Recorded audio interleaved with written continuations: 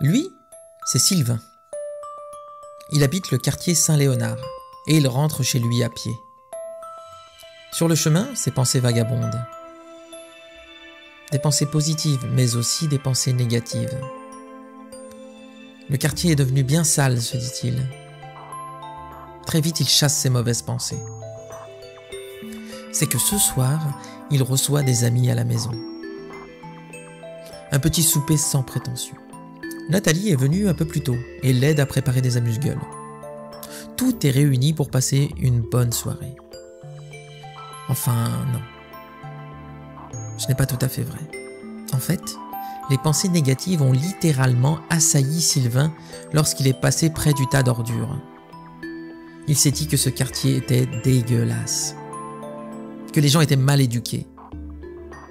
Mais qui sont ces gens qui se permettent de jeter leurs ordures n'importe où? Qu'est-ce qu'ils ont dans la tête?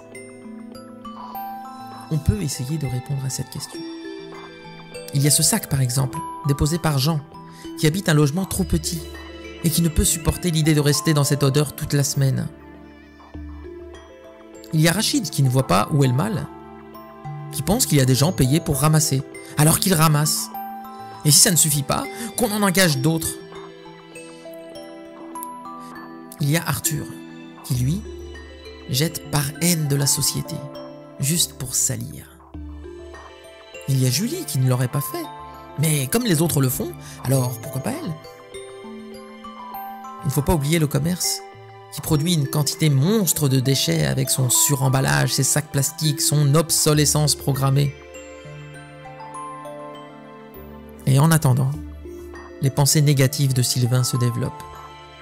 Il voit des insectes, des mouches, des rats, qui bientôt vont pulluler dans le quartier. Il se dit qu'il devrait essayer de faire quelque chose. Leur parler à ses voisins. Mais il n'aime pas le conflit. Il a peur des réactions agressives. Alors il garde tout en lui. Il se dit que la solution serait de déménager vers un ailleurs plus propre. Mais en attendant, il ne veut pas que ses amis voient la saleté de son quartier. On pourrait le juger. Il mangera seul.